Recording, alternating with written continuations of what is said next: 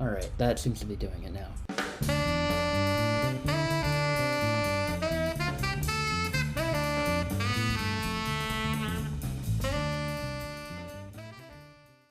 Ben Myers, welcome to the show. Howdy, howdy. It's good to be here. Why don't you introduce yourselves to our guests and let us know who you are and what you do? Absolutely. So, my name is Ben. I've been doing web development full-time for nearly 3 years now. I try to be a force in the community for accessibility advocacy. Web accessibility is a big passion of mine. I like to blog about it, and recently I've started a weekly Twitch stream where I bring on guests and they teach me something about web development, core web tech, and or accessibility. So if you've seen me around, that's likely why. We've gotten to know each other through the React Podcast Discord. We actually just talked with Chan yesterday, so you have now spun off your Twitch channel, Semantics, which I really like. That's a really great name for an accessibility channel. And I was really excited that you were doing it because we'd already been talking about doing some sort of accessibility themed stream for Redwood.js. And so we got to do that for Semantics, and I had a great time. And I would love to just kind of hear a little bit about who your influences were in terms of creating it. I kind of have an idea, but I think our listeners would find it really interesting. So in terms of that stream, the main influence would be Jason Langsdorff and his Learn with Jason show. For viewers, or I guess listeners who are unfamiliar, Learn with Jason is a twice weekly show where Jason brings on guests and they cover various aspects of the Jamstack. It's really great because you get to see just a wide variety of the web development world, and it's such an open, inviting community, which I really appreciate. I've been trying to sort of, I don't want to say ape that whole thing, right? But I've been inspired by that approach to just bringing on people in the web development world, people who can show off interesting things that perhaps they don't always have the platform to do, and just kind of teach me and teach the audience a new thing about the web. I focus on core web technologies because I think that's really foundational to the stuff that we do on a day in, day out basis. We have tons of frameworks, we have meta frameworks. I'm sure at some point we'll have meta frameworks, but at some point it all comes down to the building blocks. And I think the single most impactful thing I can do for web development is really focusing on getting just absolutely solid with those building blocks. Yeah, I'd be really curious to hear, how did you first get into programming? What was the first kind of program you ever wrote, your first programming language, or your first website, any of that? Okay, so I have always been a computer guy.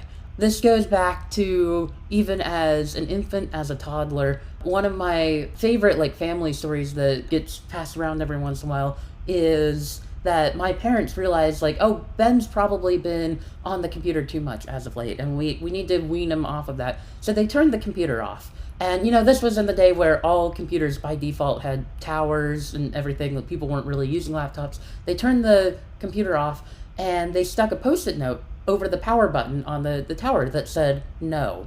And little toddler me really wanted to use the computer. So he took the sticky note off, turned it upside down so it said on, stuck it back on, turned the power on, and started using the computer. Just really and truly, computers have been a big part of just me growing up. They were a big part of my childhood. I actually made my first website back in 4th and 5th grade. I used one of those free website builders, and it was atrocious. And I do not look back on that site with the most kindness, perhaps, but it was my first site. I got to college, and I had this idea that I was probably going to end up doing something technical, but I wasn't sure what that would be. I was undecided for my major, but I figured, you know what, I like computers. I'm going to play around with computer science as well as the business IT program that we had, and ultimately I ended up taking computer science and really enjoying that. That's kind of my journey to getting into programming, is a childhood full of computers. Yeah, it definitely resonates with, I'm sure, me and Chris. Same sort of situation growing up. We're really excited to have you here because something that I talked about when I was on your stream is that we're really focused on full stack development here. Obviously the FS Jam, full stack, Jamstack. And part of what we really enjoy about that is that it allows solo developers to go really far by themselves with these tools. But what comes along with that is a responsibility I see of having a whole end-to-end understanding of the project, where hangups could be, where faults could be. Accessibility can be something that tends to get kind of shuffled around to like different departments or different developers, and there's not always the investment that can be made into having just an accessibility expert. And I think it's really important for people who are working in these kind of spaces to make sure that they are thinking of accessibility and that they have a mental model about accessibility and they have the tools they need to make accessible websites. So for me, I think of it in those two kind of buckets. I think of the mental model of how do you think about whether your site or your app is actually accessible, and then the tools you use to test and to verify and to improve the accessibility of that site. So do you think that's a good framing? And then which one would you like to kind of go into from there? Yeah, I think that's a fantastic framing. Accessibility, you really do have to consider both the actual accessible experience and the process that you're going to take to get there. I would give the caution that in my experience, where accessibility tends to fall apart is not so much in the technical execution, it's in the process. Inaccessible sites are the product of processes that don't facilitate accessibility. Great, and then can we go into that? So what are the processes that are failing us? How should they be altered? This is largely going to depend a whole lot on the context of the work that you do. My experience is in enterprise. I'm able to take advantage of the teams that we have. I work with a design team, and that design team is going to share some of the responsibilities. They're going to have to pick color palettes that are accessible. They're going to have to pick accessible typography. Business takes some ownership. As a product owner, you need to be including accessibility requirements in your acceptance criteria. To consider a story done, accessibility requirements have to be documented and met. You need testing. You may have a centralized accessibility team. You may have quality assurance engineers who work with the team directly, or you as developers, and this is increasingly likely in a Fullstack world, you as developers might be responsible for that testing yourself. But all of these roles have to be met. It's not just about developing the accessible site. It's about designing the accessible site. It's about encoding those accessibility requirements into the Agile workflow or into the requirements themselves for the stories.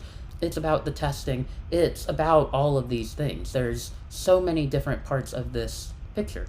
If you're living that full stack Jamstack dream of being the lone developer that can build the site, that also means that you're taking on every piece of that puzzle as well, which can be a challenge for sure. One of the things that I always like to think of when it comes to accessibility is a spectrum. It's not just binary. Some people are colorblind. When you put a warning sticker and a success sticker, they may look exactly the same to some people. Or another instant is mouse support could be limited when they prefer to use a keyboard. So could you tab down the entire page, to the section you need? As I see it, yes, we could all always be better at accessibility, but it's not necessarily like, how do I complete accessibility? How do I tick it off? It's more, what am I doing to try my best? I believe if you're trying to even just do something, it's better than nothing. I think there's a lot of truth to that, and I think there's a lot of truth to, as you're kind of talking about this spectrum of ability. So when you're first coming to learn accessibility and the importance thereof, you'll often find resources that break down disabilities into several categories. Those categories, for instance, might be vision impairments, like blindness, low vision, color blindness, etc. There might be hearing impairments. I'm, for instance, hard of hearing, so I need to leverage captions and transcripts quite often, or they assist in my comprehension. There's motor disabilities, limb loss, and paralysis. There's cognitive disabilities as well, learning disabilities and dyslexia and stuff like that. The thing about those categorizations is, while I think they can be helpful for developers to step outside of their bubble, step outside their comfort zone, and imagine what navigating the web, what that experience might be like for people with disabilities, I think it risks turning disability into a bit of a monolith, into saying these are the properties that disabled people have, these are the experiences that they have, and that's just simply not true. Two people with the same disability will experience it very differently based on their life circumstances. In fact, many disabled people have multiple disabilities. This is kind of a recurring joke I see in the disability community, that if you have one disability, you actually have three disabilities, because things are comorbid and they build on top of each other. So disability is not one concrete experience, but breaking it down into those categories of visual, auditory, cognitive, motor, I think that can be a helpful way to start approaching experiences. We can start breaking things down in terms of how might someone with those experiences navigate the page. Do y'all mind if I go through a quick exercise with y'all? Let's do it, yeah. All right. Y'all have seen forms before. I'm pretty confident you've seen forms before. And sometimes those forms are prone to having placeholders. If you're unfamiliar with the placeholder, that's the little grayed out text that exists inside of an empty form field. And once you start typing in that form field, the placeholder text goes away. Based on kind of the categories of disabilities, the visual, auditory, cognitive, motor, what are some possible access issues you might think of with a placeholder? You could, on the placeholder, put a pattern. Oh, it needs to be 2 letters, space, 2 letters, space, 2 letters, like a sort code. And then, obviously, you don't copy the same structure. Error. But that's one of them. But I'm actually going to say my favorite, Google's accessibility placeholder label. They are awful. Where the placeholder becomes the label when you start typing. I hate them. Please, everybody, stop doing them. There are tons of things to side-eye about that, but even if we're just talking about the native placeholder, right? We're talking semantic input element with type equals text, and we're using the placeholder attribute. What are some possible access issues that we might get from that? An issue is as soon as you start typing and you lose the placeholder, then if you don't remember what it says, you can get lost. So I know people who have attention disability type, that could be a problem. Absolutely, or people with short-term memory loss, right? We're providing key context about the page and how we expect you to do it, and then we take it away from you the moment you start doing anything with it. So yeah, if you have short-term memory loss, if you have attention disorders, if you have really any cognitive disability that makes complex experiences difficult for you to understand, placeholders are an access problem there. We could also talk about the vision aspect of it. Placeholders usually appear in a very light gray, which means that they're nightmarish for color contrast. I'd like to get into this. You had mentioned something I wanted to drill in on. You talked about designing for accessibility before even developing. And I think this is kind of some of the things that we're talking about right now, is the types of considerations you can make before a single line of code is written. And so what are some of those considerations you can make, and how can we design for accessibility before we even start coding? When we work in the web, we usually talk about making things accessible for people with vision disabilities, because that is much of the web is inherently visual in nature. I would also add that the kind of second highest group that you need to consider is anyone who needs to navigate the page using the keyboard. We often make this assumption that our users have similar experiences and capabilities as we do, but the truth is you are not your user. As you're considering accessibility from a design perspective, before any code is written, you do need to consider, hey, these colors, do they have sufficient contrast? That's super important. You also need to consider, is color the only way we're indicating information? If we're showing a graph, if part of our experience is data visualization and we have a couple of lines, and one of those lines is blue and another's green, and this is our big important data, what if someone's colorblind? Or to tie it back to work that I do on a day-to-day basis, form validation often requires we show, hey, you filled this out correctly with green, and you filled this out incorrectly with red. Well, for someone who's red-green colorblind, those colors are likely the same color to them, or very similar, right? So making sure that color isn't the only indicator of information is hugely important. Also, keyboard behavior. Focus management is absolutely one of the things I think gets forgotten about, is if you're opening modals and sidebars and dialogues, where should the focus go? Where should we put the user's cursor so that their screen reader announces where they're at? And where should it go when you close that experience? And all of these things need to be decided before you ever write a line of code. And ideally, if you're in an organization that has the design team to support it, ideally that should be the design team that's documenting those requirements. I've heard the iPhone is very good at accessibility, as in iOS. That's done by Apple. Where does the most impact come in accessibility? From an OS and then an app, or from the app subsided by the OS? And what I mean by that, does picking a browser matter more in terms of accessibility than the website? Do you get what I'm asking? That's a fantastic question. And the answer is specs are great. I love specs. So the truth is your operating system, your browser, and your website all work in concert. And they all have different specs that they're trying to meet. Your browser packages up your page, your DOM, into an alternate version of the page called the accessibility tree. It's an alternate version of the DOM, and it exposes this to the operating system in such a way that screen readers can pull from and figure out like what's the state of the current application. But browsers, they're limited by the language that the operating system uses, the primitives that the operating system provides.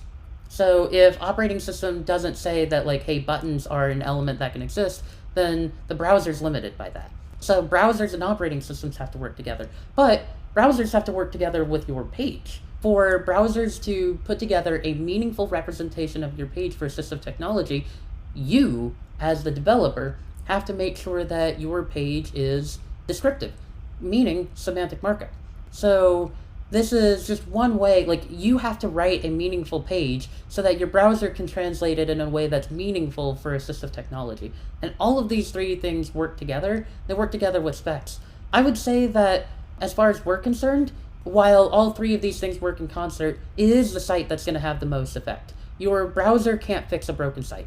Your operating system can't fix a broken site. The only thing that can fix a broken site is the developer. And additionally, browsers and operating systems, they're usually adhering to specs that are put together by the World Wide Web Consortium, specifically the Web Accessibility Initiative team there. They're conforming to those specs pretty well, decently consistently. So there is variation there, but you're not going to see nearly as much impact in that regard as you are from just building a strong site. It's that question of how much you can control. You can control to support IE11 or not. And you can control to support accessibility or not to some extent. You need accessibility no matter if you have any disabilities or not. For the prime example, as you age, you start relying on things like bigger text. How many websites do you know that have bigger text options by default? I think that's a really rare one as like built into the website. I'm dyslexic myself.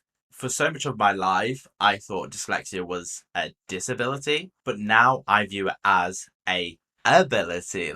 Removing the dis and keeping the ability, it really changes how you can see and your mind works differently. And that's why I always think about accessibility as this bonus instead of this thing that takes away, because like we say, with good accessibility you get to probably fully navigate a website using your keyboard. Small things like that is things that you only get where you view the abilities from disabilities. I think there's also something to be said for the web by default is pretty accessible.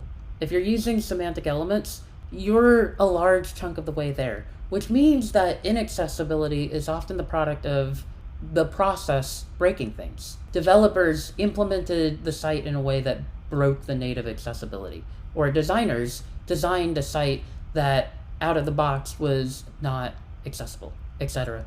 I really truly believe that accessibility is good design. No qualifiers there. Accessibility is good design. It does help everyone, right? Everyone benefits from a more accessible site. Chris, what you're referring to is an effect that in the disability community we call the curb cut effect.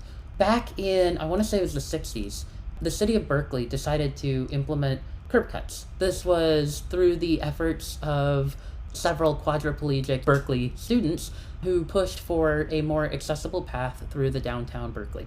The city implemented these curb cuts. Chris, I believe they're called pram cuts pram ramps on the other side of the pond. But it's where the sidewalk slopes down into the road, into the intersection. Basically, this would allow wheelchair users to not have to hop the curb every time they wanted to get into the road, to cross the road, and not have to hop over the curb every time they wanted to get back onto the sidewalk. And what Berkeley found over the next few years was that these curb cuts weren't only being used by wheelchair users. They were also being used by parents with strollers and people with luggage, people with like freight carts, just bringing stuff along. Like, many people were able to benefit from this. A modern day example of curb cuts might be closed captioning.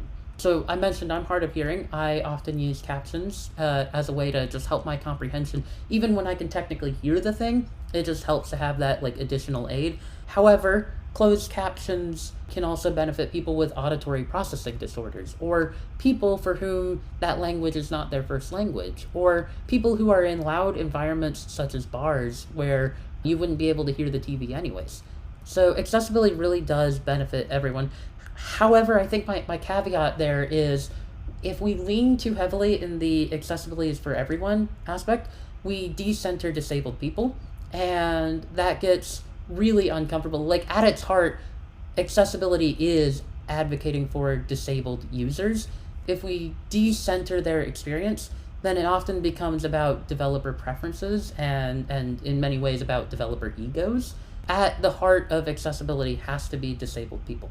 I wish I could have closed captions for real life. My girlfriend tries to talk to me, but if there's a washing machine going, I can hear what she's saying, but I can't comprehend what she said. It's just like, I can't explain it. It's so weird. The single biggest use case for me for closed captions has been watching Doctor Who. Love Peter Capaldi. His accent was difficult for me to comprehend. It was a very, very strong accent, and yet I need my British sci-fi, you know? Very much so. All right, so we've talked about how to think about designing an accessible website, considerations like semantic markup, color contrast, being able to tab through a page, being aware of different types of disabilities and the different challenges they will each encounter.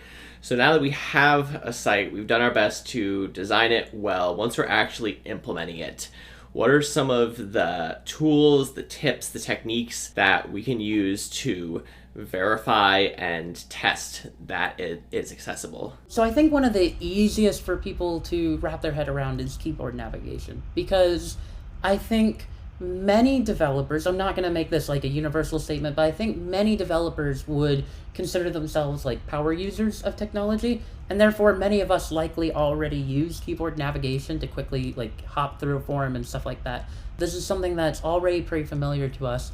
It's also pretty clear when something doesn't behave as intended, right? When the focus order hops around, or when something we expect to be focusable or keyboard navigable isn't focusable or keyboard navigable. So keyboard navigation is one of those things that I think for many of us will come pretty familiarly, and is something that I think can provide immense accessibility testing value. The next thing I'm going to suggest is getting really good with screen readers. And this is something that can seem pretty daunting, but the truth is, when disabled users use assistive technology, they by necessity become power users of their assistive technology. They have to. Otherwise, like that's how they navigate the world, right? You have to get good at that. And as developers who are committed to meeting accessibility needs and committed to meeting the needs of people with a wide array of experiences, we have to test for those experiences. So get familiar with screen readers. If you're on Windows, the screen readers that you're going to want to look into are JAWS, which is a paid screen reader. It's quite expensive, but it's the most commonly used screen reader. There's NVDA, which is free, and I believe it's open source. If you're on Mac, there's VoiceOver, which is built into the operating system. It's built in. There are screen readers for mobile operating systems as well. You can find those with a quick Google search. But by and large, screen readers are going to have several navigation modes. Tabbing, the focus that you're used to. Again, focus implies interactivity. So if you can tab to something, that implies that it's interactive. So you should be able to tab to, for instance, links, buttons, and form fields. If you can tab to something and it's not keyboard interactive, that is a wrong experience most of the time. When you're tabbing, you're looking for keyboard interactive elements. The next screen reader navigation mode is the virtual cursor. This is usually the just read everything mode. So if you want to skim through all the static text and the images and stuff like that, you're going to want to find whatever your screen reader's virtual cursor is. And the next thing is that screen readers, and this is something that I think a lot of developers don't actually really know about screen readers. Most screen readers come with a way to hop between different elements of the same type.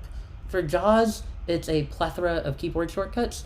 With macOS VoiceOver, it's a tool called the rotor. If you can't see the page, then you can't just scroll down the page and quickly skim through it. So screen readers provide, whether it's the rotor or the keyboard shortcuts, they provide ways to skip through parts of the page to get to the parts that you care about really quickly. That can often be very unintuitive. Like we, as sighted people, the three of us on this call, we might go, well, who would ever want to skip through a page by going from link to link?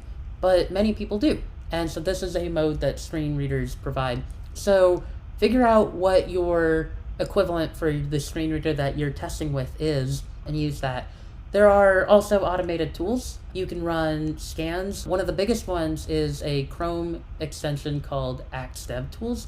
This will scan through your page and automatically figure out some of the defects. There are limits to automation, and I think we'll get to those in due time, I suspect.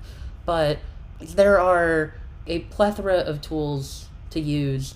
I think you have to use all of them in concert. You have to test the keyboard navigability. You have to test the screen reader experience. You can run the automated tests, etc. But I think you have to do all of the above to really, truly get a holistic understanding of the experience. What's your opinion on tools like UserWay, where it's like a SaaS product to do accessibility for you? Is that a definitely not, or is that just like a band-aid on the issue?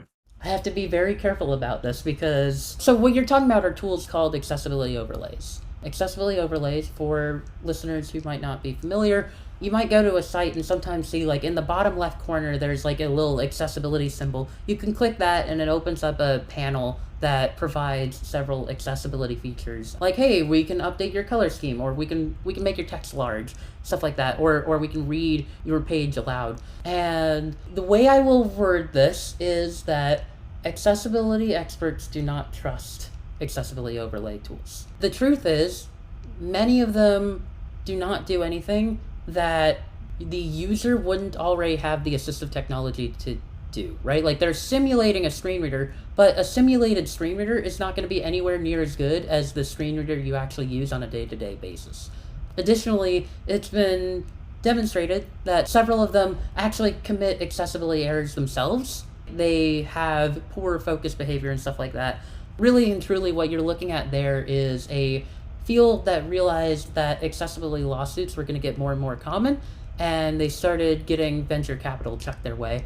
I don't believe that they provide anywhere near the support for accessibility that just fixing your dang site would do. And I don't believe that they ever can. It's interesting. If there's anything I'm proud about being British, are government websites. The UK government has their UI totally open on GitHub. I hear as from accessibility, it is really, really good. It's called like GovUK React, I think it is. But they're supposedly like really good for accessibility, as that was one of their main goals, as like how do you fully make something that everybody needs to use? Because to give the backstory that I do know, before GovUK standardized their interfaces, every single government agency had their own website, own forms, own styles, own system. All of it never like spoke the same like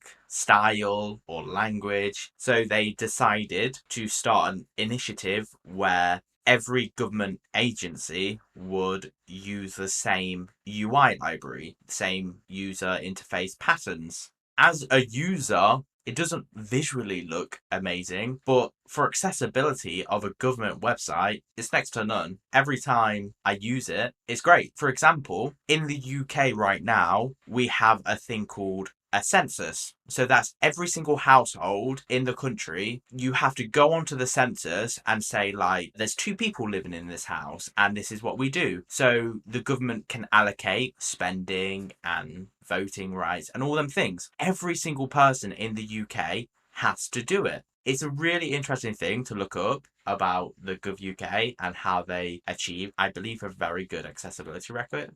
But I'm not the expert there. I've heard fantastic things about the GovUK design system, and I'm incredibly excited to see more and more design systems that come out with accessibility baked in as much as possible. For me, the first one that flew onto my radar, a design system called Grommet, or I guess it's more of a component library than anything, but absolutely, I think design systems and or component libraries are a powerful tool for standardizing accessibility practices across a product, across an enterprise. And I would encourage, if you're working in the design space in your company, if you're working in part of a larger enterprise and you're in the design space, see how your design system can leverage accessibility and codify that into best practices there.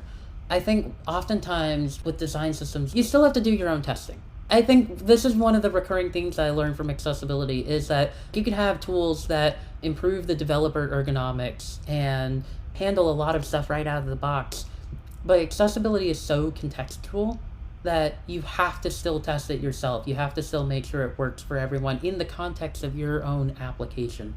Yes, look for tools that are doing accessibility well. Look at tools that make it really easy to be successful at accessibility, and then still test it because every app is going to be different. Do you ever use the accessibility score from Lighthouse? Because Lighthouse gives you a whole bunch of metrics for like performance, SEO, and one of them is accessibility. And I've always kind of wondered about that metric and what goes into it, if it's useful to optimize around or not. 'Cause once I saw that we had deployed Redwood to Netlify and Vercel, the exact same code base, same repo, and they got different accessibility scores. I thought that was really interesting, and the whole Lighthouse thing is kind of a black box to me, so I didn't really know how to drill into that. So I'm curious if you know anything about that. The specific stats that Lighthouse looks for, you can read about at web.dev. I want to say Lighthouse is, behind the scenes, using the same engine that powers the Axe DevTools extension, maybe with some more googly opinions in there, but I don't know what specifically might have caused your discrepancies that you were seeing there, but I think tools like that are incredibly powerful. I'm very passionate about accessibility, but the truth is, I don't think every developer can or will be passionate. I would hope that would be part of the expectation, but the truth is, there are so many things on our plate, and so many things can slip under the radar. So one of the really important things is figuring out how to surface accessibility issues that might be lying latent in our application. And I think automation fills a very powerful role with that. DQ Systems is the company that puts together the Axe DevTools extension, and as we talk, they have just wrapped up their AxeCon, which is an accessibility conference. I was fortunate enough to attend a talk by Glenda Sims about Axe DevTools and the role automation plays in accessibility testing. One of the things I was really surprised to learn was, of all, I want to say it was like 2,000 audits that DQ performed on pages. Of all of those audits, 57.38% of defects were surfaced by automation. And the bulk of these are going to be things that you can pretty easily calculate with a machine, right? 30% of all defects were color contrast issues, according to this report. And I can put the report in the show notes for y'all, because it's good stuff. But yeah, 57% of the issues surfaced in these audits were specifically surfaced by automation. Because computers are really good at checking a whole bunch of simple rules really quickly. For instance, does all of your text meet color contrast requirements? That is something that, to test that manually, would be a waste of your developer or tester's time. really good at checking, do all images have an alt attribute? That's something that computers can do really quickly. It would be a waste of your tester's time. You want accessibility engineers thinking about higher order problems like complex interactions. I do want to talk about the limitations, though, of automation in this regard, because we might be asking ourselves, well, why only 57%? Why can't the tools find 100%? Why can't they find 90%? Like, why 57%? And the truth is, again, accessibility is very contextual. It's easy for a computer to say, yes, this image has alt text. What's difficult is deciding whether that alt text is meaningful or helpful. And that's a very contextual thing. The same image might have different alt text depending on what page it's on. We could have, for instance, I think the example WebAIM uses is George Washington's presidential portrait, the painting that was made of George Washington when he took office. On different pages, the alt text for that might be different. On some pages, that might just simply be President George Washington. As simple as that. Totally fine. On a biography of George Washington, we might actually interpret that picture as decorative. It doesn't actually add anything. We're already talking about George Washington. You don't really need to know that there even is a picture of George Washington. So you might have alt as the empty string, which causes screen readers to ignore that image altogether. Or if the presidential portrait is showing up on an art blog that's talking about the different painting styles, maybe you don't necessarily need to describe what George Washington looks like, but you do need to describe the brush strokes. That's very contextual, and it's something that machines are never really going to be able to solve. As ever, you really need to combine automated testing with manual testing, but in such a way that the automated testing handles all of the low-level, easily calculable binary pass-fail stuff, so that your accessibility engineers can focus on solving the bigger, harder, more contextual problems. As we're getting close to the end of our time, are there any last kind of big ideas, things that you think we haven't covered that is really important for developers to keep in mind? Accessibility is important, and there oftentimes aren't one right answer. Again, make sure you're centering disabled people's experience in your advocacy of accessibility. There's a lot to it, but there are tons of resources out there. I'll make sure that some get added to the show notes. Look for resources like WebAIM or DQ Systems or the ALLY project, that's A11Y project. These are developers who are in the space day in, day out, who have done testing and have just a wealth of expertise and a willingness to hop in and help solve problems. Remember that when we're building experiences, when we're building interfaces, that's our job. Our job is building an interface that users can use. The HTML, the CSS, the JavaScript, the frameworks, the meta frameworks, the Redwood, all of that is incidental. It's how we work, it's not what we do. What we do is we make usable interfaces. That's our job. Definitely take some time to figure out what can you do today to make your experience just a bit more usable, and then what can you do going forward? How can you adjust your process to continue baking accessibility into your apps?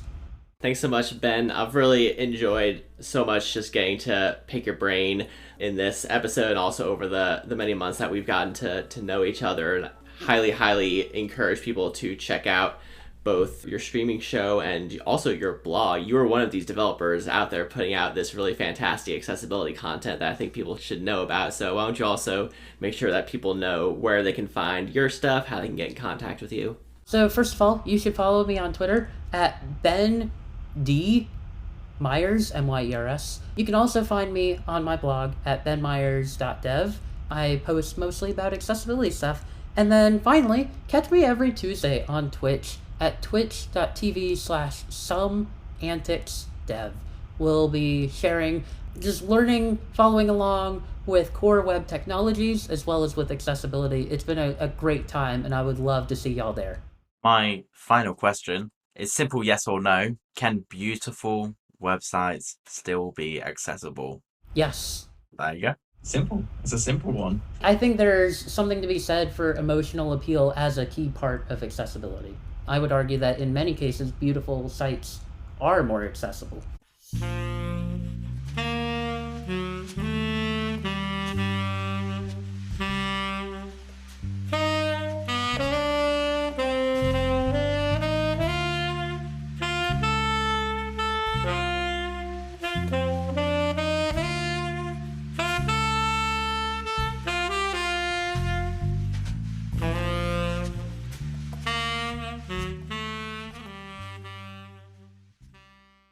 That's the perfect last line. Richard, that's the last line. Hey, editor. That's me. Awesome. Yeah, great. Cut.